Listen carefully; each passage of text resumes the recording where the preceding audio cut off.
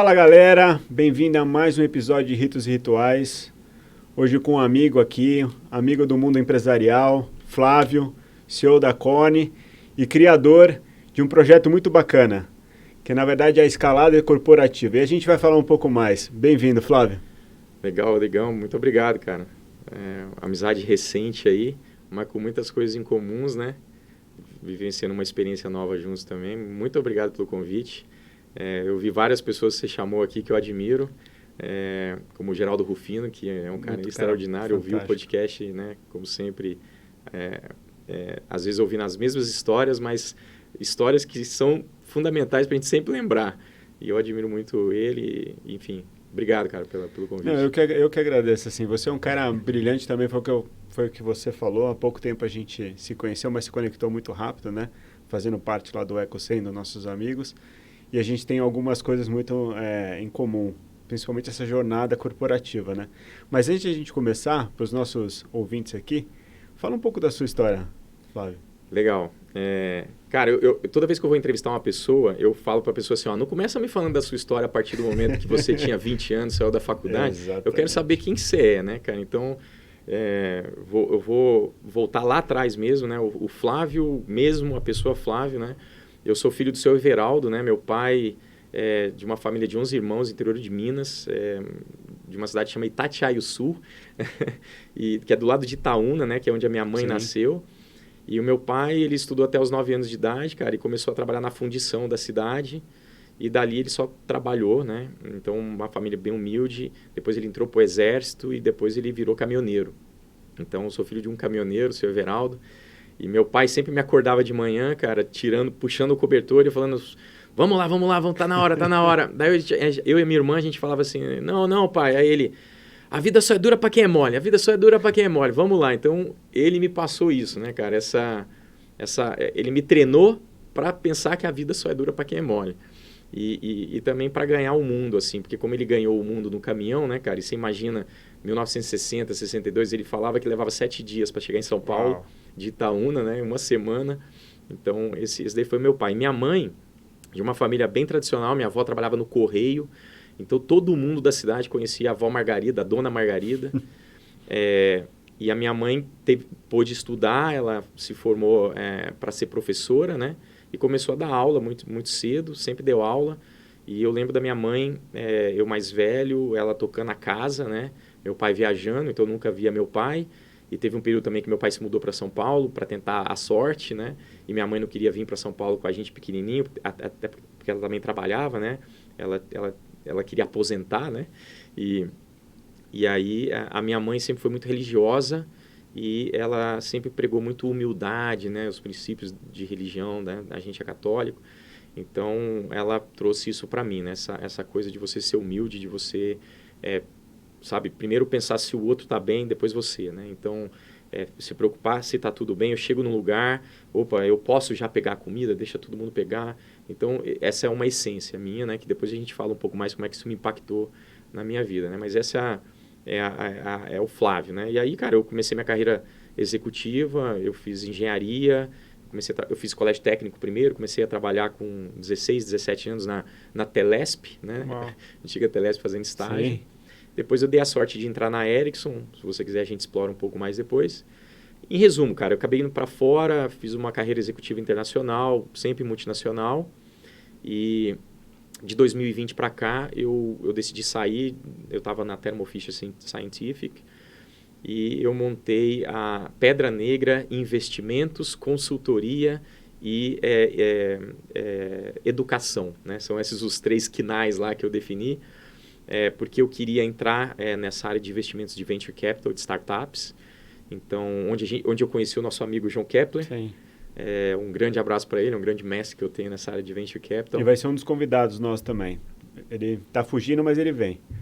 Cara, que eu admiro muito, gosto muito. E hoje eu tenho 11 startups investidas, né, dentro da Pedra Negra, mais os fundos que eu invisto lá na Bossa com ele.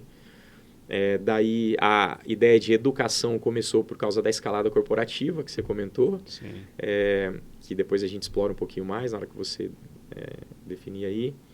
E a parte de investimentos imobiliários, né? Porque eu também, desde 2017, junto com um amigo de infância, a gente começou a construir, fazer desenvolvimentos imobiliários para baixa renda. A gente descobriu ali um público, uma forma de criar com um grupo de amigos investidores. A gente cria uma SPE e a gente começou a fazer uma, duas. Depois a gente se separou um pouquinho, que ele ficou um pouco inseguro, foi fazer outra coisa. E eu fui desenvolver lá em Caraguá, que eu tinha outro amigo que a gente tinha comprado uns terrenos. Então, hoje a gente está tocando uma obra lá. E aí, em 2021, depois de 1 ano e meio fora do mundo corporativo, me reinventando, que também é um negócio legal de te contar depois aqui na conversa, eu recebi um convite da Corning, que eu fui indicado pelo Renato Carvalho. Um abraço para o Renato também. Eu vou indicar o podcast para ele. A gente trabalhou junto na Philips. A gente tem uma passagem, né, que ele virou o CEO da Philips Lighting e eu perdi essa corrida para ele. Isso foi em 2015, cara. E aí, em 2021, ele me liga e fala: Flávio, me ligou aqui um headhunter procurando um cara com tal experiência para tal negócio. E eu lembrei de você, cara. Você tem experiência em telecom, você tem experiência em B2B. E aí eu falei para ele: cara, mas eu estou fazendo um monte de coisa agora. E agora que as coisas estão encaminhando para mim fora do mundo corporativo, não sei se faz sentido. Ele virou para mim e falou assim: cara, é presidente América Latina. Aí mudou. Aí eu falei: caramba, eu não cheguei, né, na minha escalada corporativa a ser o número 1. E aí eu comecei a conversar com a Corning e deu certo, eles me fizeram uma oferta e eu comecei lá em maio, então vai fazer 1 ano agora, né, no começo desse mês. Eu sou o presidente da Corning para a América Latina. Então, esse é um pouco da minha, em resumo. Sou pai do João Vitor também, tenho um filho de 8 anos. Linda, que eu não posso deixar de falar. No Instagram junto com você. Eu tenho uma peculiaridade, que eu me separei da mãe dele em 2017. A gente tem guarda compartilhada. Então, eu consegui encaixar esse desafio de ser executivo América Latina, com muita viagem. Já desde a época da Thermo Fisher, né? E ter ele toda semana ali comigo. Fantástico. E a gente final de semana, então é o meu parceiro, é a minha grande paixão na minha vida, é o que me faz fazer qualquer coisa que eu queira fazer, é por ele, né? Para ele um dia sentir o mesmo orgulho que eu sinto do meu pai, eu acho, sabe? Esse é o que me move, né? Então, esse é o Flávio, cara. Não, fantástico. Agora, você falou que você foi para fora, e a gente também tem essa coisa em comum. Só que você foi para um outro lado, foi para os Estados Unidos, você foi para a Europa, né? Você ficou na Suécia, na Holanda, na Índia, que é um país que eu adoro. Agora me fala uma coisa, o que você viu de diferente? Como que é a corporação, esse mundo corporativo nesses países diferentes do Brasil? Quais foram os maiores desafios, assim? Legal, cara. Boa pergunta, assim. Primeiro, por que eu quis ir? Porque foi um negócio que eu botei na minha cabeça, cara. Aí, tentar passar a perspectiva. Imagina eu, filho do seu Everaldo, sim, a vida só dura para quem é mole, começa a fazer estágio e chego na Ericsson. E eu sentei no meu primeiro dia de estágio na Ericsson, cara, tinha um computador para mim, tinha um telefone na minha mesa, cara. E eu falei: cara, como assim? A empresa que eu conhecia era depois... Meu pai foi trabalhar numa transportadora da nossa cidade, aqui em São Paulo, e lá o pessoal compartilhava o mesmo telefone, sabe? Pô, e eu chego nessa empresa, tem isso, eu falei: pô, essa empresa... Eu achava que era da Alemanha, depois descobri que era da Suécia. E aí eu falei: caramba, né? Será que um dia vai dar para eu ir para fora do Brasil, para ver como é que é? E aí, cara, aconteceu, eu com 21 anos, eu já estava na fábrica de São José dos Campos e tinha que mandar alguém para a Suécia para trazer uma linha de produção de TDMA. E eu falava inglês, cara, né? Depois a gente pode contar também, porque foi na raça que eu aprendi inglês. E me mandaram para a Suécia, né? E aí eu fui para lá e vi a Suécia, cara. Imagina, eu chego na Suécia, primeira viagem internacional, e eu falo: cara, isso aqui é demais, cara, né? Isso aqui é incrível. E tive contato com os caras e tecnologia. E lá na época eles já tinham, dentro do site da Ericsson, tinha o 3G já, cara. Um protótipo de 3G, sim, que você conseguia falar pelo celular com imagem. Eu falei assim: cara, eu tenho que morar aqui um dia. Aí voltei e tal. E aí quando eu me formei na faculdade, porque eu estudava à noite, eu falei: cara, agora eu acho que dá para ir para fora. Eu me formei, não tinha mais nada me prendendo aqui e eu comecei a olhar vagas, né, para ir para fora. E eu dei sorte de ver uma vaga na área de compras global, que era um cara que eu tinha relação com ele. Que nessa época eu já estava na área de compras aqui em São Paulo. E ele me conhecia, a gente trabalhava junto em alguns projetos. E eu falei: Hans, você tem uma vaga que é perfeita para mim, porque é para fazer isso aí, o que eu faço aqui, só que é global. E ele falou assim: é mesmo, porque eu também preciso mandar você para a Índia. e Índia, Brasil, você está acostumado? A gente está montando a fábrica na Índia. Eu falei: eu vou para onde você me mandar, cara, né? E aí eu fui, né, cara? E aí, esse link para fazer um comentário aqui, que o que eu descobri que é a grande diferença, cara. A gente, né, o brasileiro, a gente chega para ir lá na Europa, a gente é muito mais faminto e versátil e dinâmico do que, ao menos vou falar pela minha experiência, do que o holandês e o sueco, né? Na Suécia e na Holanda, a minha experiência era assim, o pessoal começava lá a trabalhar, chegava um funcionário novo, com 25, 26 anos, era o primeiro emprego do cara. O cara estava começando lá como lá, em geral, no headquarters, as posições já são mais pesadas, né? Mas, sei lá, eles tipicamente entravam assim como um gerente de projeto, gerente de produto, ou um gerente de projeto júnior, que era um cara que mete mais a mão na massa. E eu, na época que estava na Holanda, na Philips, eu tinha já um cargo de diretor, com 28 anos, eu tinha começado a trabalhar com 16, eu tinha já 12, quantos anos? 12 anos de experiência. 12 anos, Então, eu via essa diferença, né? E o cara durão, não sabia nada, e ele só ia ficar bom quando ele tivesse 30, 31 anos, cara. Então, e a gente aqui, né, pô, tem que ralar, faz faculdade à noite. Exatamente. Eles achavam extraordinário eu ter feito faculdade à noite. Como assim? Como é que você tinha vida? Como é que você trabalhava e fazia faculdade à noite? Mas você trabalhava mesmo? Era trabalho mesmo? Era, cara. Eu fazia planejamento de produção, eu fiz tudo em supply chain. Então, cara, a maior diferença que eu via lá fora era isso. A gente tinha mais adaptabilidade. Pô, quando eles me mandaram para a Índia, tinha um sueco que estava tocando o projeto, que estava lá uns 5 meses, 6 meses, e o projeto não andava. E aí o meu chefe falou assim, ele não consegue se adaptar com a cultura do indiano, e lá na Índia é uma bagunça, cara, né? O indiano é igual a gente, ele não planeja nada, ele executa, deixa tudo para o último minuto, pouco planejamento e mais ralação. E aí quando eu cheguei lá, eu consegui me adaptar, né, a trabalhar com eles. Cara, e nos mesmos 5 meses que o cara estava tentando tocar o projeto, a gente negociou $1 bilhão. A gente implementou o e-auction, a gente desenvolveu 3 linhas de produto com fornecedor local e na Índia. A gente trouxe fornecedor da China e trouxe fornecedor global. Porque a gente estava construindo uma fábrica nova lá, né? Uhum. Então, já na Índia era diferente, assim, porque é muito mais perto da nossa cultura. Por mais que a Índia é meio exótico, eles são muito... A base familiar é muito forte. Então lá é igual a gente aqui, a gente fica na família até a gente casar, né? É isso aí. Na Europa, a galera, cara, vai pra faculdade, já sai de casa, o pai e a mãe às vezes ficam 1 ano sem ver, fica meses sem ver o pai e a mãe e não tem problema.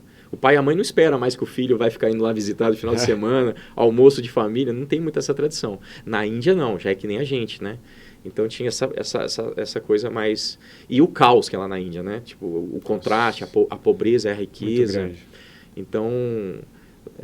mais ou menos um pouco da minha experiência. Uma coisa, cara, que eu senti muito, assim, a diferença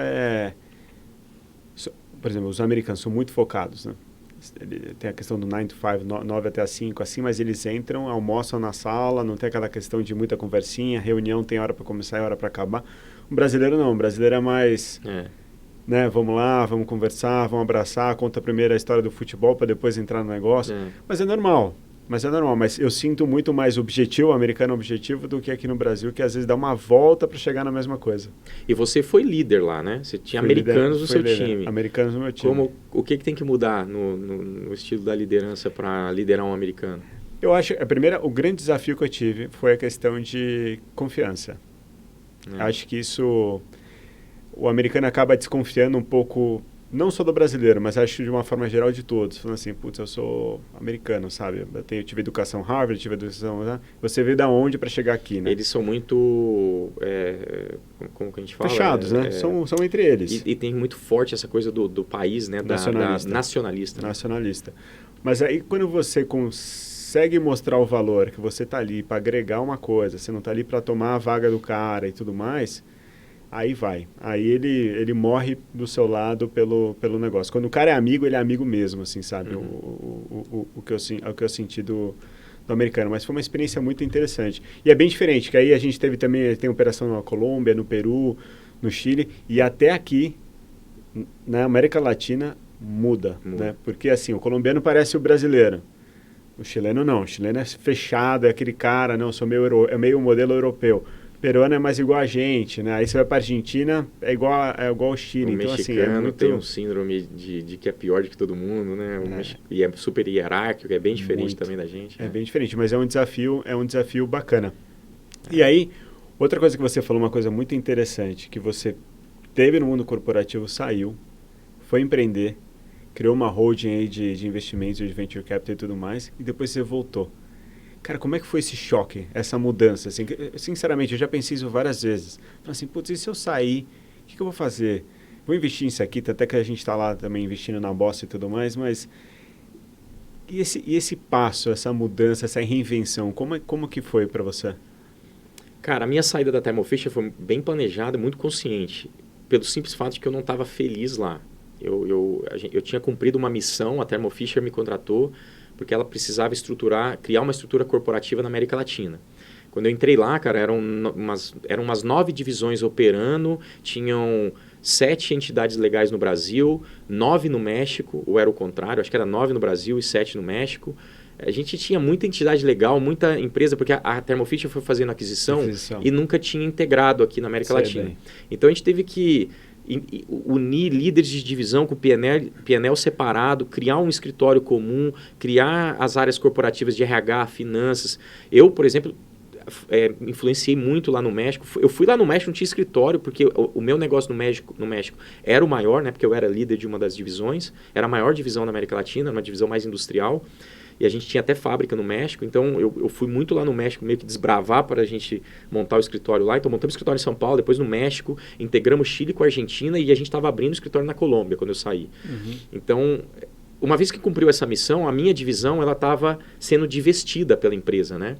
Então depois de 5 anos, cara, eu falei assim, cara, eu agora quero um negócio de crescimento, porque era o que eu fiz na Philips antes, né, de ir para Thermo Fisher, era o que eu fiz na Ericsson, né, na Ericsson e na Philips eu vi 2 tecnologias nascendo, né, a gente foi de telefonia fixa para celular, uma baita onda de inovação, mudança de comportamento humano, né, a gente passou a estar com o celular na mão o tempo inteiro, e na Philips foi a transformação da iluminação convencional, uma indústria de mais de 100 anos, sem muita evolução tecnológica, para o LED, que mudou tudo, cara. Disruptivo. O LED era 80% energy savings. Você podia ter controle e automação, mudar de cor. Então, assim, eu participei de 2 grandes revoluções. Então, eu estava na onda do crescimento, né, nessas 2. E na Thermo Fisher foi meio osso, assim, para mim. E eu não fiquei feliz. Como eu tinha me separado da minha ex-esposa, eu não tinha mais mobilidade internacional, né? E eu comecei a refletir, e eu falei, cara, e eu estava estudando muito Venture Capital, inovação, que é o meu DNA, né? Então eu fui para o Vale do Silício, entrei na Anjos do Brasil. Eu entrei na Anjos do Brasil primeiro do que na Bossa, né? E por isso que eu comecei a investir diretamente nas startups, junto com os pools lá, os grupos do... Conheci muita gente bacana lá, muito executivo também está lá. Então, cara, eu saí de forma muito consciente. Agora, a volta foi meio inesperado, porque eu estava com 42 anos, né? Meus amigos falavam assim, você é muito novo, você vai voltar. Eu achava o seguinte, Rodrigo, eu achava assim, cara, eu não vou voltar, sabe por quê? Porque eu bati num nível de diretoria, mas eu não cheguei no topo, né? As pessoas vão pensar assim, por que esse cara saiu do mundo corporativo? Porque ele viu que não ia dar para ser o CEO, o número 1, né? Então, eu achava que eu ia ser visto assim pelo mercado, cara. Mas não era isso que as pessoas viam. As pessoas achavam curioso o fato de, você tem uma baita trajetória aqui, o que você está fazendo agora? E aí, cara, eu fui fazer consultoria na Leroy Merlin, porque um amigo me chamou e foi baita legal. Fiquei 5 meses lá ajudando eles a botar a plataforma B2B da Leroy Merlin. Então, assim, não é que eu fiquei totalmente fora, né? E me ligavam, eu recebi 2 convites para voltar, mas aí eu analisava o desafio, assim, sabe? Isso é algo que eu posso impactar, algo grande? Porque eu não queria mais do mesmo. Eu não queria ser esse cara, sabe? Ser o presidente que fica olhando o KPI, cara. Eu sou um cara de transformação. E aí, quando veio a Corning e me apresentou um projeto super legal, que a gente está em 2 mercados extremamente crescentes, que é o mercado de Life Science e o mercado de fibra ótica.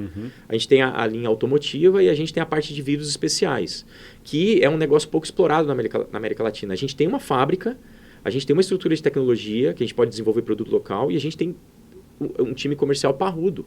Eu falei, cara, dá para alavancar isso aqui. E em áreas que a gente podia estar tendo 15%, 20% de market share, a gente tem 4% de market share. Cara, aí tá um projeto legal de tentar fazer alguma coisa diferente. E aí deu certo e eu voltei, né? Cara, eu não tive choque na volta, mas eu voltei 10 vezes melhor, Rodrigo. Eu ia te perguntar isso. Eu voltei 10 vezes melhor, sabe por quê? Sabe aquela teoria da pirâmide lá que fala que quando você ensina é que você aprende? Sim. Eu fiquei 2 anos no Instagram falando de escalada corporativa. Eu tive que parar para pensar, né, que daí a gente depois entra nesse assunto, mas eu criei um programa de mentoria online para executivos. Acidentalmente, eu consegui uma turma com 13 executivos que eu tinha que ajudar mesmo, que eu tinha que entregar valor. Aí eu fiquei com esses caras bastante tempo, durante 7 meses, para aprender e ver qual a necessidade. Com base nisso, eu bolei uma metodologia e, cara, eu tive que extrair de mim toda a minha vivência. Eu fui pegar meus livros de MBA, eu chamei vários executivos para a gente fazer live para falar da escalada deles, ali me deu vários insights. Cara, e aí eu meio que compilei, parece que, eu brinco que Deus é maluco, Deus é fanfarrão, eu falo, cara. Porque enquanto eu estava, né, no mundo corporativo, e chegou um momento no mundo corporativo que eu vi que dava para virar CEO. Aí eu falei, eu quero isso, né? E aí você fica querendo tanto uma coisa que Deus fala assim, peraí, cara, deixa eu te mostrar aqui como é que é a vida. E aí eu não estava conseguindo chegar lá, né? Por diversas circunstâncias. E quando eu saí, falei assim, não é mais meu, mas eu fui ensinar pessoas, eu fui extrair meu conhecimento, eu fui compilar tudo aquilo, parece que eu fiz tanta reflexão para mim mesmo, que Deus falou assim, agora você está pronto. Aí quando ele me pôs lá na Corning, cara, esse primeiro ano tem sido maravilhoso, cara. Porque eu aprendi onde é que você tem que focar como líder, que é nas pessoas. Uhum. E aí eu acho que a gente vai entrar nesse assunto, então eu vou parar por aqui, mas com esse aprendizado, cara, eu voltei um líder melhor, eu voltei um executivo melhor, e eu brinco assim, que lá na Corning, eu tô sem pressão, eu voltei porque eu acredito no projeto, e a Corning é meu laboratório de liderança. Legal. Eu estou implementando lá tudo aquilo que, ou instintivamente, ou por educação, ou por mentoria de antigos líderes, eu acredito que é o que tem que ser feito, embaralhei tudo isso e estou aplicando, cara, conscientemente lá na Corning. Então, eu não sei ainda, eu não posso dizer que está dando resultado, porque só tem um ano. Eu acho que, né, você sabe que no mundo corporativo, você fazer grandes transformações, cara, 3, 4, 5 anos. Eu espero conseguir ficar lá 5 anos e a gente ter grandes transformações e vir aqui contar para você o que deu. Com certeza, com certeza. Mas agora vamos entrar na questão da escalada corporativa. Eu acho assim, fantástico isso que você criou. E você criou nessa transição, né? Antes de chegar até como CEO. Mas fala um pouco assim da ideia, o que é a escalada corporativa, para as pessoas entenderem. Bacana. Cara, eu tenho que falar a verdade do começo, né? A gente tem que ser autêntico e transparente, porque começou como uma brincadeira de um bate-papo com amigos online durante a pandemia, e a gente estava falando tanta coisa ali, e tinha um cara que estava na Espanha, diretor de serviços da Philips na Espanha, um cara trabalhando na Amazon, e outro cara que estava... não, ele ainda estava na Philips, na parte de saúde, mas ele já estava pensando em ir para uma startup. Hoje ele está na Mevo, que é uma grande startup, né, revolucionando aí o mercado de receitas digitais, né? Sim. E aí a gente falou assim, cara, se a gente abrisse isso aqui numa live, a gente tem mais coisa interessante aqui do que muito cara que está fazendo live aí, porque todo mundo estava fazendo live na pandemia, lembra? No começo da pandemia. Sim. Aí aquilo me deu um estalo, assim, galera, vamos fazer live contando a nossa carreira, nossa escalada? Porque eu estou num momento pensando aqui, o que eu faço agora? Eu estou mexendo com startup e tal, revendo a minha vida, né? E esse momento da pandemia, para mim, foi muito interessante, porque, cara, quando eu saí da Thermo Fisher, eu lembro que eu tinha assim, uns 30 dias de agenda para falar com vários amigos sobre potenciais projetos próximos, cara. E tinha um amigo que tinha um projeto de consultoria para a gente fazer um turnaround numa empresa que estava no processo de M&A, meio garantido, assim. Só que quando eu saí dia 20 de fevereiro. Não sei se você lembra, mas ali na semana de 13 a 17 de março, tudo fechou. Sim, tudo fechou. E todo mundo começou a cancelar as reuniões comigo, falando assim, Flávio, eu acho que esse negócio é sério, cara, não vai dar pra gente encontrar. Aí eu falei, meu Deus, logo agora que eu saio, vai ver uma pandemia, o que vai ser isso? Eu comecei a ficar com medo, cara. E aí eu falei assim, caramba, aí eu comecei a entrar num processo de reflexão e, cara, deixa eu agora então voltar pra dentro de mim, olhar o que tá acontecendo. Acho que muita gente fez isso. Só que essa brincadeira de chamar os amigos de vir falar da escalada corporativa começou a crescer. E aí os amigos começaram a falar, Flávio, que legal, tô vendo sua live. Um falava com o outro, de repente eu tava numa live com 50 pessoas e um monte de amigo lá na live. Eu comecei a gostar daquilo. e amigos começaram a falar, pô, assisti sua live, eu quero participar também. E aí começou a sair um pouco fora do ciclo só ali da Philips. começou a ir para a galera da Ericsson. Eu tenho amigos que trabalharam comigo na Ericsson, que hoje são diretores. Tem um amigo, tem um cara, o Bosquinho, é VP da Embraer, veio fazer live comigo. Que legal. Então aquilo começou a surgir, e aí 2 meninos, né, um sobrinho de uma prima minha lá de Minas, mexendo com marketing digital, falou, você tem que fazer um lançamento. Eu falei assim, e eu estava curioso por esse negócio de marketing digital, porque eu estava investindo em startups. Eu ia lá nas startups e falava assim, mas quanto vendedor você tem? Não, nós não temos vendedor. A gente é tudo inbound marketing. É tudo funil de vendas online. Fala, como assim, né? Eu falei assim, cara, como assim, meu? E eu comecei a entender a importância dessa coisa do marketing digital, essa revolução que a gente está vivendo em mídia, né? Eu fui no Singularity, então também comecei a ligar pontos, né? E eu falei assim, vamos fazer. Aí a gente fez 4, 5 lives na sequência, muito deu contando a minha carreira e daquilo que eu acreditava, né? Os mitos corporativos, começaram a surgir algumas coisas que tem até hoje. A gente fez as lives, cara, e 14 pessoas pediram para fazer mentoria. E a gente juntou uma turma, essa turma foi minha turma piloto, que eu fiquei pegando na mão deles, a gente teve 11 encontros online ao longo de 7 meses. Eu trouxe amigos meus para palestrar, eu trouxe a Solange Weiland para falar de inteligência emocional, eu trouxe Red Hunter. E dessa turma de 14 executivos, começaram 15, um desistiu, 14, 7 em menos de um ano ou tiveram promoções ou mudaram de empresa. Tem um rapaz que estava trabalhando no setor público, cara, que chegou para mim assim, totalmente sem confiança na carreira dele. Ele hoje, aí ele mudou para uma empresa, ele hoje está mudando para a segunda empresa, ele mais que triplicou o salário dele, cara, em 1 ano e meio. E eu vi que, cara, a gente tem um poder de ajudar as pessoas sabe, a dar uma caminhada daquilo que a gente já caminhou. E aí veio a ideia da escalada corporativa. Aí eu estruturei isso e aí, cara, aí foi duro, assim, porque eu e você nós não somos formados para criar um curso, para ter uma metodologia. E aí foram fins de semana, cara, escrevendo e charter e ligando para amigo, e o que você acha disso?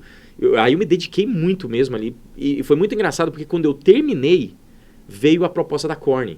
Tá vendo como é que Deus é fanfarrão, cara? Porque quando eu terminei o conteúdo em si, eu falei, isso tá bom agora. E eu terminei de gravar tudo, né, pro YouTube, pros vídeos lá, porque hoje eu tenho um programa online e com encontros online.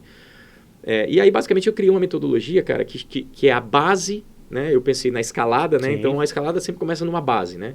Você se reúne ali e tem que preparar o ataque à montanha, né? Então, é a base. Nessa base, cara, eu falo muito de preparação. O que é base? Os mitos corporativos, por exemplo. Vou te dar um exemplo, cara. Plano de carreira. Quanta gente eu vejo e chega na mentoria para mim, minha empresa não tem plano de carreira. Eu falo, que ótimo, cara. Que ótimo que tem plano de carreira. Não existe plano de carreira. O plano de carreira é seu. Você tem que entender qual é a oportunidade da empresa naquele momento. O seu chefe está muito ocupado com a carreira dele e com os problemas da empresa para pensar qual que é o seu próximo passo, amigão. É verdade. Ele está cheio de problema.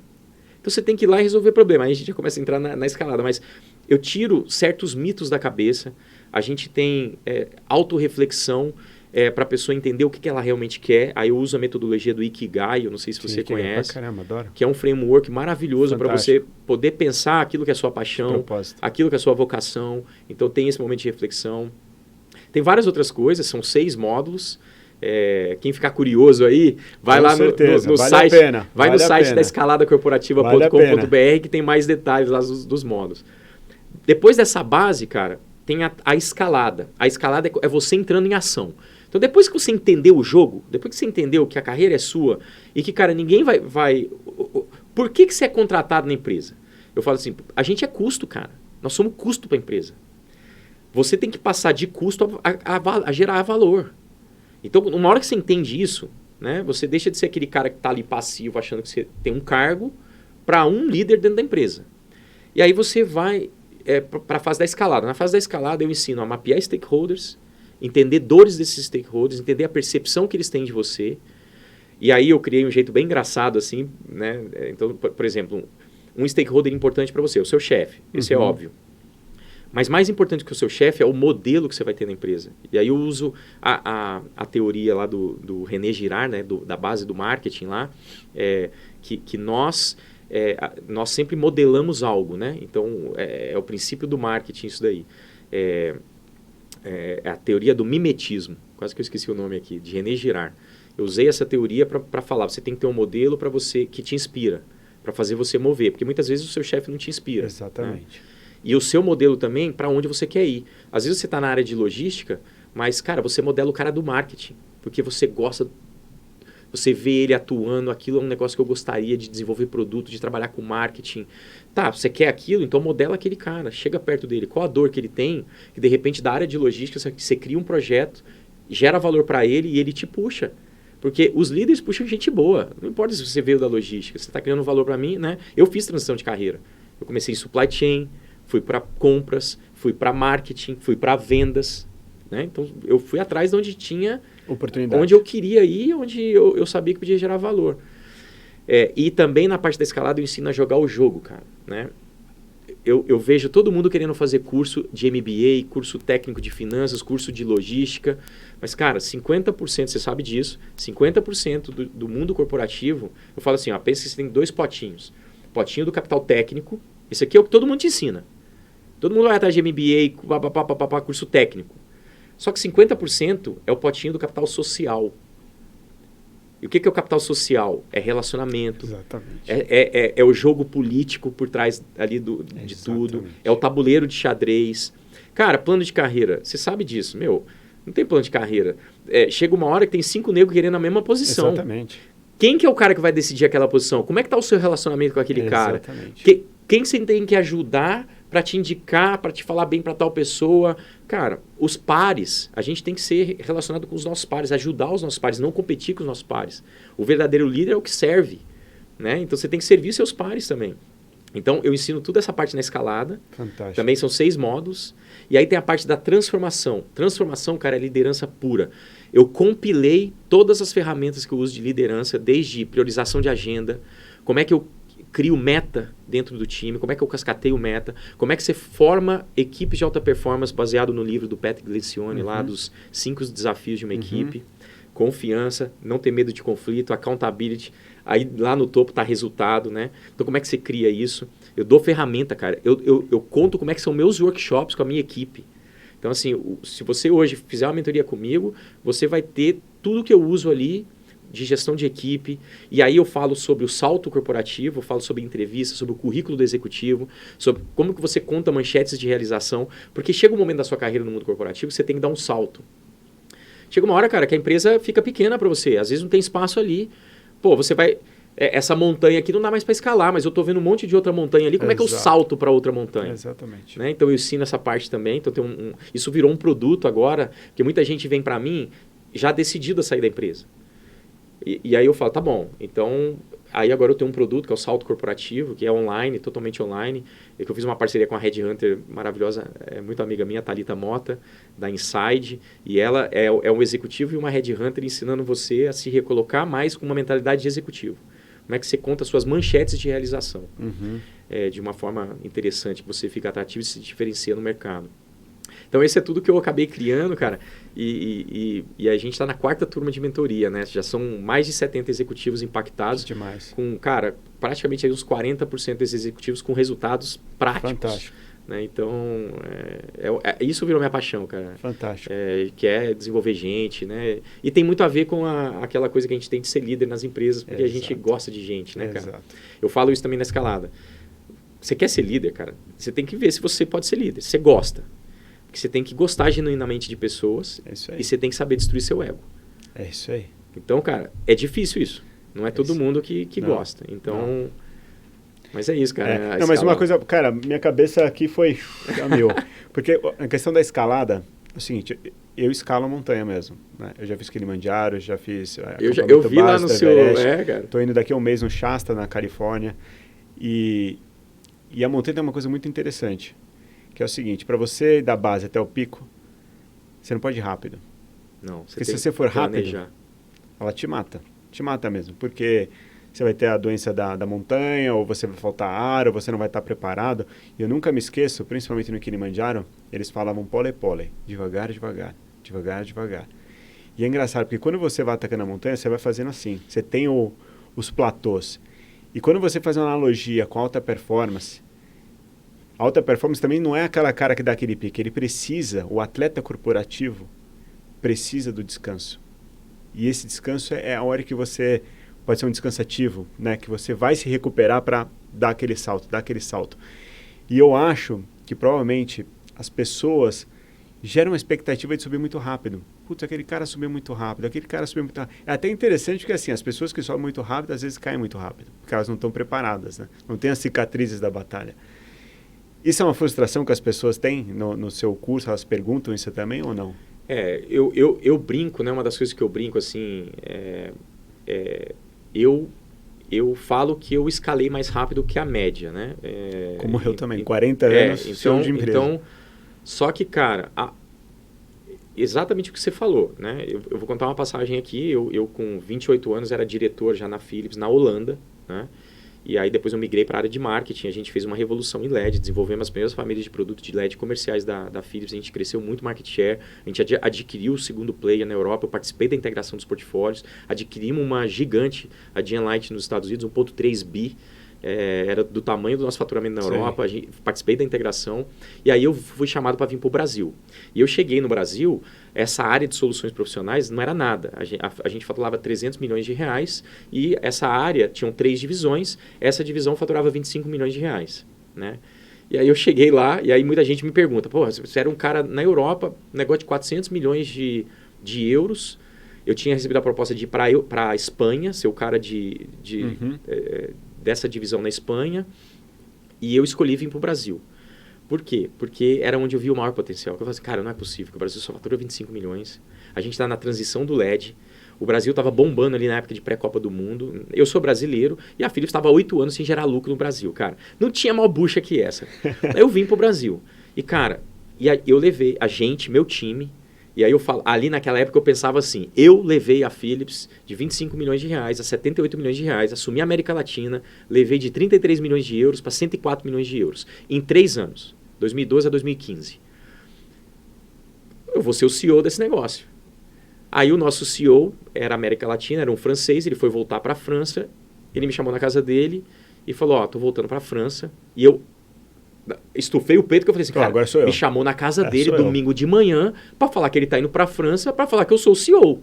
E ele falou assim, eu te chamei aqui, porque o trabalho que você fez é incrível, só que você brigou com todos os seus pares, tipo assim, você deixou um rastro de sangue para trás aí, então por isso eu vou promover uma outra pessoa, que é o Renato Carvalho, hoje ele é CEO da Novartis, a gente é super amigo.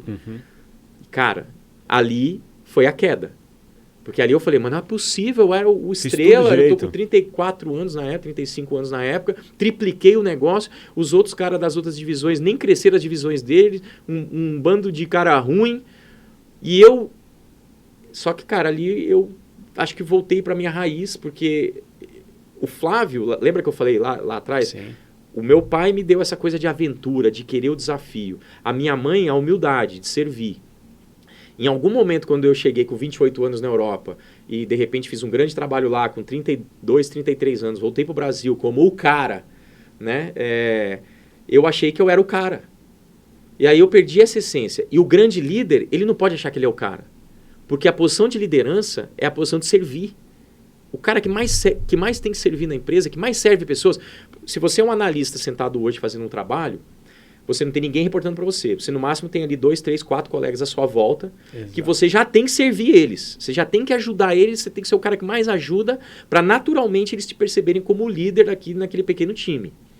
Quando você vira CEO de uma empresa de 900 pessoas, que a gente tem hoje na Corning, eu tenho que servir 900 pessoas, cara. Você lá na UHG... Então, assim, quando você erra nesse entendimento... que eu só fui aprender quando eu tomei esse baque, e aí eu escalando a montanha e a montanha me jogando para baixo, me batendo. Opa, peguei aqui a neve desceu aqui, eu quase morri, ó. Fiquei soterrado, tive que sair pro lado. Exato. Foi o que aconteceu comigo. Então, cara, e aí eu tive que, né, peraí, decidi ir para Thermo Fisher e mudar a minha estratégia. Eu tive que andar de lado, né? Eu andei de lado no sentido assim, quando eu entrei na Thermo Fisher, eu já não pensava em ser o CEO da Thermo Fisher. Eu pensava assim, eu tenho que ser o melhor par para os meus pares aqui. Eu tenho que cuidar da minha divisão. E lá o desafio que eu tinha na Thermo Fisher era a gente montar a estrutura corporativa. Então, eu tinha realmente que trabalhar com meus pares das outras divisões para a gente criar uma estrutura corporativa única. Cada um tinha as suas finanças, cada um tinha a sua operação logística, o seu centro de distribuição. A gente criou a estrutura de finanças corporativas, shared service. A gente criou o RH corporativo, a gente juntou os sistemas, mudamos o sistema para um sistema só. Então, eu tive que trabalhar com meus pares. Então, foi um grande aprendizado. E, cara, depois só que daí na Thermo Fisher eu não tinha espaço ali para eu crescer, por diversas circunstâncias, eu decidi fazer algo novo. E eu aprendi muito durante esse processo de fazer algo novo, né? De ensinar as pessoas, né? Ali durante a escalada corporativa, né? Dizem que a gente aprende 95% da absorção do conhecimento é quando você ensina. E eu vivi isso na pele, cara. Eu fiquei 1 ano e meio ali tentando criar a escalada corporativa para ensinar os outros a escalarem tão rápido quanto eu escalei, né? Para que eles não cometessem os mesmos erros que eu aprendi muito nesse processo, cara. Eu absorvi muito do conhecimento que eu tinha vivido, refleti muito, fiquei horas ali e trabalhando com muita paixão, cara. Eu me via, assim, às vezes, sexta-feira à noite, sábado à noite, indo até 3 da manhã, cara. Uau. Porque quando eu não estava com meu filho, o filho estava com a mãe, aí eu ficava sozinho, né? E eu não tinha... E eu ficava 3 horas da manhã, cara. E aí eu ficava cansado. Eu falei, não, agora eu estou muito cansado, eu preciso descansar e dormir. E aquilo, cara, fez eu aprender muita coisa, né? Então, eu acho que eu fiquei na ponta dos cascos, assim, para ser um bom líder. E aí veio Deus, cara. Eu sou um cara que acredito na espiritualidade. Acho que eu sei que você também acredita. Veio Deus e falou assim, agora esse cara aí, ó, ele saiu de debaixo da neve, ele teve que dar a volta na montanha, porque aqui não dava para escalar, e aí ele agora tá pronto para chegar no topo dessa montanha. Aí abriu o sol, e ele falou, ataca a montanha aí, chega no pico. E aí, cara, eu cheguei. Agora sim. Né? Então, agora só que mantendo a humildade, porque eu tenho que me manter lá. Será que eu sou bom o suficiente para ser o CEO da Korn, cara? Vamos ver. Eu tô lá só 1 ano, eu não fiz nada lá ainda. Né? Tô criando a base para a gente atacar a montanha junto, todo mundo lá na empresa. Então, eu só vou saber se eu sou bom daqui uns 3, 4 anos, cara. Né? Então, tem que manter essa humildade. Eu acho que esse aprendizado tá encarnado agora, cara. Eu não cometo o mesmo erro. É engraçado você falar isso, porque também a questão da humildade, eu estou escrevendo até um texto recente aí, e a questão sobre minha trajetória. E uma das coisas que eu mais falo nele é a questão de humildade. Porque eu acho que a humildade é a humildade de aprender, a humildade de servir, a humildade de tudo, entendeu? Eu acho que é a base. E eu acho que o grande aprendizado, e ao mesmo tempo o erro que as pessoas fazem, elas focam muito no ego e não no eco. No ecossistema. Cara, eu nunca ouvi essa, mas que incrível. E você tem que mudar essa questão do ego, que é você para o ecossistema, para todo. Porque você não vai crescer sem ninguém. Você falou do ecossistema, tal, não sei o quê. Ótimo, você pode estar lá naquela posição, mas se o cara não abrir a chave lá, se o cara não fazer aquilo, não adianta. E a gente sabe que o mundo corporativo é um jogo de xadrez, você tem que saber jogar. Mas uma coisa que eu gosto de fazer é, a mesma pessoa que eu estou aqui sentado com você conversando, eu sou lá na empresa. Eu sou essa pessoa, coração, transparente e tudo mais. Agora, tem pessoas não, que vão lá e jogam, né? Mas é o mundo corporativo, a gente, é o que você falou, mapear os stakeholders, saber quem é quem e jogar o jogo. E eu falo, cara, e jogar o jogo com ética, com gentileza, com amor. Porque o cara que tenta puxar o tapete de outro dentro do mundo corporativo, cara, não sobe, não adianta. Então, assim, eu falo para todo mundo, eu criei uma expressão que se chama exatamente executivo coração. Você acabou de falar que você é coração. É isso aí. E a questão da humildade, eu ouvi um podcast seu, cara, um desses que você fez, não vou me lembrar exatamente qual, que você fala que o seu tio e o seu pai te colocou para ir lá pro centro da cidade, vender seguro, gastar sua hora de sapato. Aí eu fico pensando assim, cara, 2 coisas, que maravilha, seu pai e seu tio, né? Eu tive o prazer de conhecer o seu tio, porque a gente iluminou, a gente fez a iluminação do Hospital das Américas lá na Barra. Foi mesmo. O primeiro hospital de LED da América Latina, 100% LED, foi aquele hospital de vocês. Que legal, né? Cara. E aí eu conheci era o Henrique, que eu acho que ele era casado com uma prima Henrique sua. Gross, isso? Esse, né? Então eu conheci ele pessoalmente, e aí depois num evento, eu apertei a mão naquela época. E todo mundo no mercado falava do grande homem que era, né? Sim, então, assim, dos valores. Então, eu vejo que, primeiro, que legal isso. Mas, segundo, que legal você, cara, sendo o herdeiro, né? Já vendo ali que a coisa era grande, você ter a humildade de ir lá gastar a sola de sapato. Então, isso mostra muito de você, né, cara? Então, isso é valor, isso é essência, né? Mas aí, voltando ao tema de executivo coração, eu criei essa expressão. Eu falo os executivos coração. Então, todo mundo da comunidade é o executivo coração, né? Que eu falo, agora você tá pronto, você é o executivo coração. Porque, cara, destruir o ego, servir aos outros, tem a ver com humildade. Eu falo muito de gentileza. Eu acredito muito, cara, que nós estamos entrando numa era que é muito óbvia. Por quê? Porque você olha hoje as maiores empresas do mundo. Amazon, Google, Facebook. Apple. Olha a cultura dessas empresas. Ela valoriza o indivíduo. Lá a galera pode ir de bermuda se quiser, Exato. certo? Olha a nossa geração. Quando eu entrei na Ericsson, cara, o nosso plant manager, maravilhoso, Wellington, respeito muito ele, mas, cara, ele tinha uma secretária, a porta dele era fechada, tipo, quando ele abria lá, destravava, abria a porta de vidro. Mas se não, ela estava sempre fechada, tinha uma porta, daí tinha a secretária, daí tinha uma sala, a sala dele era maior que o meu apartamento que eu morava, entendeu?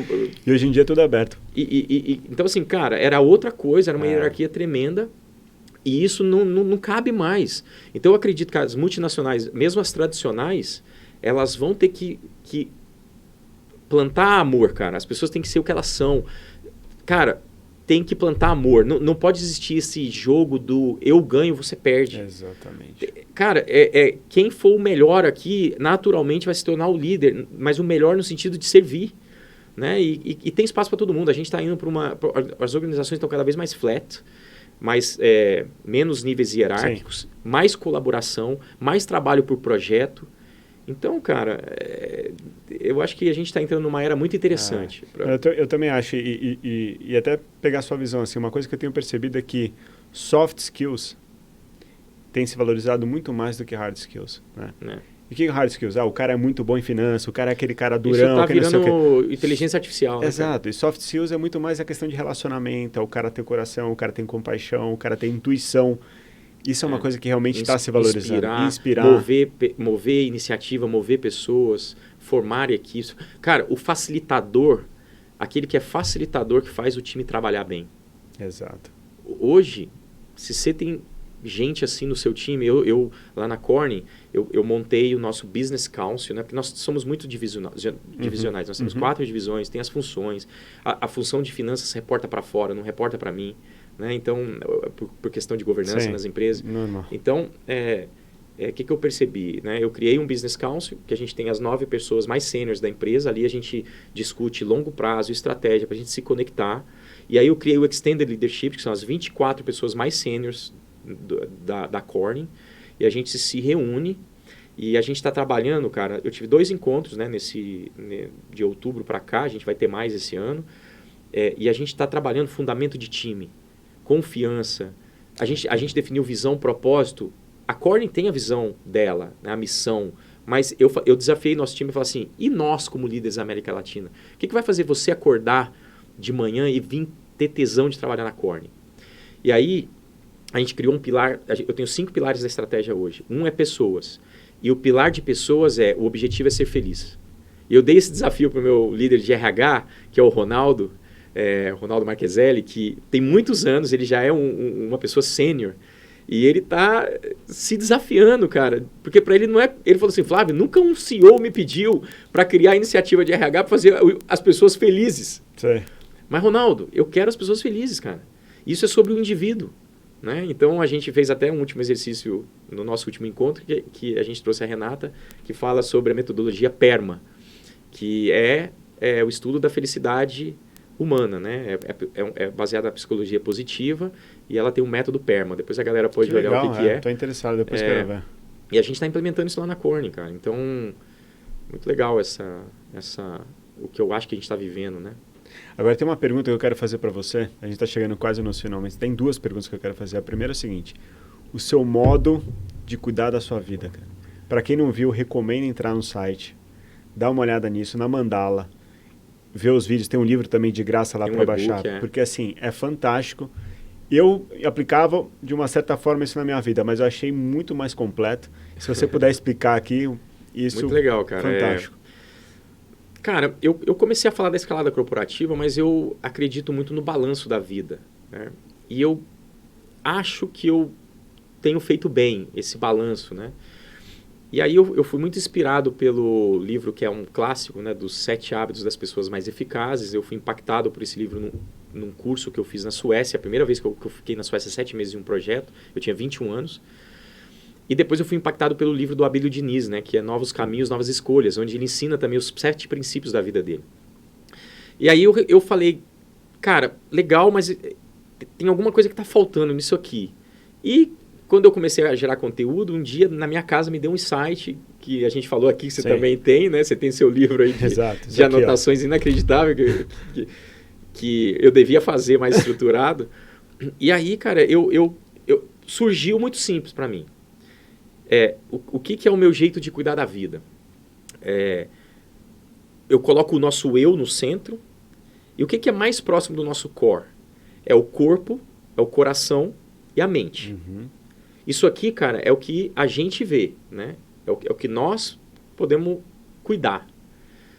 A parte mais externa do meu jeito de cuidar da vida, então assim, se você cuidar bem do seu corpo, você vai ter saúde. Exato. O Joel J, nosso especialista aqui, ele fala isso. Saúde, todo mundo vê. Isso é o que o externo vê, saúde. Pô, esse cara, ele tá gordo, ele tá não sei o quê, ele tá capengando aí da perna, ele não tá bem de saúde, esse cara não tem energia, todo mundo vê isso. Então você tem que cuidar do corpo para você ter saúde. A mente, eu jogo a parte de carreira. A mente te leva à carreira, a ter resultado. Os outros vêm também, pô, esse cara é CEO, pô, esse cara tem sucesso, a carreira dele é boa, né? Mas se você tentar cuidar da carreira, cara, você tem que cuidar da sua mente. E o coração, o que externaliza são os seus relacionamentos. Você tem que cuidar do seu coração, cara, do seu emocional, você tem que cuidar das suas relações, né? Só que tem mais 2 camadas entre o core e esse externo, que é o que você tem que fazer. Então, vamos pegar um exemplo aqui para não passar por todos, o pessoal olhar lá no site. O corpo, cara, você tem que ter uma boa alimentação, você tem que fazer exercício físico. Depois, um pouquinho mais externo, você tem que ter a hora do lazer, você tem que ter descanso, né? E aí você chega em saúde. A mente, você tem que estudar, você tem que ter o seu tempo dedicado a estudo, você tem que agregar conhecimento, vem dinheiro, e aí sucessivamente. Então, é legal, porque são 14 áreas, né? Ao todo, e aí eu comecei a fazer postagens sobre isso. Isso virou um e-book que eu explico cada uma das áreas com base no que eu faço. De forma muito humilde. Eu não quero falar para ninguém que eles têm que fazer o que eu faço. Lógico. Mas eu compartilhei lá o que eu faço em cada uma dessas áreas. E eu falo também o seguinte, o importante é equilíbrio. Porque a gente não consegue cuidar das 14 áreas do mesmo jeito o tempo inteiro na vida. Você tem que fazer pequenas escolhas. Então, o que eu costumo fazer? Cada ano, né, eu faço um planejamento para o ano, na minha planilhinha, que eu aprendi nos 7 hábitos, que você falou que você faz também. E eu escolho 2, 3 áreas. Né? Então, assim, teve fase da minha vida, cara, que eu fiquei meio gordinho, parei de fazer exercício físico, porque eu estava trabalhando demais. Quando eu mudei da Holanda para Philips, cara, para o Brasil, eu fui de 77 quilos para 86 quilos. Até que chegou uma hora, eu comecei a me sentir mal. Eu falei, não, voltou a ser minha prioridade. Eu voltei a 75 quilos, exercício, fiquei um período muito bom, hoje eu me sinto bem. A parte de dinheiro, tem hora que você tem que... Opa, peraí, deixa eu apertar um pouquinho aqui os gastos, porque eu quero fazer tal coisa. Eu quero comprar uma casa melhor, então você tem que focar mais ali no dinheiro. Relacionamentos, cara, eu passei por um processo de separação. Uhum. Em 2017 eu me separei. E aí, cara, eu fiquei aos fiascos. Então, 2018 foi um ano que eu não foquei muito em carreira. Uhum. Eu tive que focar no desafio que eu estabeleci para mim mesmo, para eu mesmo, de ser um pai com guarda compartilhada. Exato. Então, a cada semana eu tinha que ficar com o João. Então, naquela semana que eu tinha que ficar com o João, como eu não estava acostumado, cara, ele tinha 4 anos de idade, eu tinha que trocar fralda ainda quase, eu tinha que dar comida na boca dele, dar banho nele. Eu dei uma segurada no trabalho. Então, o importante é você ter consciência das escolhas que você faz e manter esse equilíbrio ao longo de 3, 4, 5 anos. Se você deixar uma área sem olhar por 4, 5 anos, a sua vida arrebenta com a sua vida. Né? Então, tem um pouco aqui de performance que o Joel ensina, né? Mas a gente também tem nossa experiência e eu acho que é legal compartilhar, principalmente com quem é executivo. Cara. Exatamente. Porque a vida executiva, ela te suga, cara. Suga. Então, você tem que fazer escolhas, né? Indo até nessa linha dessa questão da mandala e tudo mais, e fazendo uma correlação com o título aqui, né, de rotinas rituais. Cara, quais são as rotinas rituais que você utiliza assim na sua vida que te ajuda bastante e que as pessoas poderiam fazer? Cara, eu tenho uma vida muito simples assim, cara. Eu sou um cara simples. Eu não tenho uma vida de grandes luxos assim. Então, uma rotina, um ritual, talvez um princípio, é manter isso. Eu tento manter isso, deixar a vida simples. Então, mas assim, cara, minha rotina, para ser bem pragmático, assim, né? Eu acordo bem cedo, 5, 5 e meia, meu filho vai para a escola, eu faço ginástica, eu consigo fazer pelo menos 3, 4 vezes a semana. Eu volto, tomo um café da manhã e aí eu sento uns 20, 30 minutos para ler um livro, para ficar olhando a janela, cara. Outro dia eu fiquei olhando a janela porque eu tive uma Páscoa com meu filho que foi tão gostosa, cara. Ele foi embora, né, na segunda de manhã para ir para a mãe e ele falou, papai, eu não queria ir. E eu senti, cara, porque foi tão gostoso e ele sentiu. E ele nunca fala, porque ele está super acostumado, ele não sofre com isso. Mas aquele dia ele falou, eu fui, fiz ginástica, eu sentei, cara, eu chorei, cara. Não tem como. Eu quis viver aquela emoção. Sim. Então aquilo foi importante para mim, é tipo uma meditação, sei lá que você chama isso. E aí eu começo a trabalhar, eu bloqueio a minha agenda para almoçar, eu almoço todo dia. Eu também. A galera não acredita. Mas Flávio, como é que você consegue almoçar? Cara, eu bloqueio, tá bloqueada a minha agenda. A minha também. É muito raro quando eu não almoço. Volto a trabalhar, cara, também 5 e meia, 18 horas eu tento parar. Igual eu. E aí, à noite, eu ainda fico 1, 2 horas naquilo que eu gosto, eu vou ver uma startup, como é que ela está performando, os relatórios. Outra rotina, cara, eu não paro o WhatsApp, eu não tenho notificação do celular de nada. Então, assim, eu tenho uma rotina muito específica para olhar o WhatsApp, para não me distrair, para manter focado. Então, eu consigo ser altamente produtivo. Porque eu me distraio pouco naquilo que eu me proponho a fazer. Outra coisa, eu planejo as minhas semanas, cara, quase que 2 semanas à frente. Você me falou, Flávio, podcast, né? Vamos fazer o podcast. Eu falei, Rodrigão, mete a data, cara. Nós alinhamos isso há 15 dias atrás. Porque se você me ligar para vir essa semana, eu não consigo. Uhum. Porque daí eu consigo escolher o que eu quero fazer. Toda semana eu faço um networking. Então, assim, esse aqui foi o meu network dessa semana. Fazer algo diferente da minha rotina. Vim aqui, sexta-feira à tarde... Né? O pessoal da empresa vai falar, pô, nosso presidente não está trabalhando. Não tô mesmo, galera. Tô aqui com o Rodrigo. Tá fazendo network. Porque vocês não veem quando eu trabalho sábado e domingo, né? Então, cara, esse é um pouco do meu ritual, rotina. Meu filho, muito importante para mim. Meu filho chega da escola, eu gosto de ir lá abraçar ele. Eu tô lá trabalhando, eu falo para ele, pode vir dar um beijo no papai, tá? Ele vem, a galera vê, ele dá um beijo. Ei, papai. Pequenas coisas que você tem que manter. Alimentação, eu sou muito criterioso em alimentação. Cara, eu acredito muito em Deus. Eu vejo muito meus pais. Eu cuido bastante dos meus pais. Eu vejo meus pais, cara, pelo menos a cada 15 dias. E tem vezes que eu vejo eles quando eu tô com o João e eu tô sozinho, eu vou lá e vejo eles também. É importante para mim. O meu jeito de cuidar da vida fala muito da minha rotina, para quem quiser saber mais detalhes aí. Cara, mas foi o que eu comecei falando, como a gente tinha muita coisa em comum. Isso é fantástico, a minha vida é exatamente igual a sua, assim, da questão de programação. Inclusive agora eu estou fazendo um curso muito interessante de Flow, que é o Instituto de Pesquisa em Flow, do Stephen Kotler, um cara ferrado, treina SEOs, o diagrama lá do Flow, né? Treina um monte de gente, e eu estou fazendo, são 8 semanas, fantástico, fala muito da questão de bloquear a agenda, como você entrar em estado de Flow, como você entrar em foco, como você sai de foco, várias coisas assim, muito interessantes que a gente pode ficar horas aqui falando, mas, cara, fantástico, Flávio, tá aqui comigo. Já deu 1 hora? Já deu 1 hora, passou muito rápido. Deixa eu trouxe um presente para você, cara. A Laura Teles trabalhou comigo na Philips e ela desenvolveu a caneca da escalada corporativa aqui, ó, pessoal. Ela, cerâmica de alto padrão, assim, muito legal. Ela é muito boa, eu achei que ficou linda. Linda é um mesmo. Presente meu para você, cara. Só agradecer.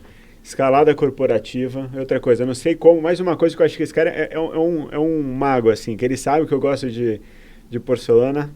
Então, assim, eu vou também pesquisar dela, que eu quero fazer outras coisas. Você vai gostar do Instagram dela, cara. Ela faz umas coisas muito diferentes, muito bacanas, cara. Muito bacana.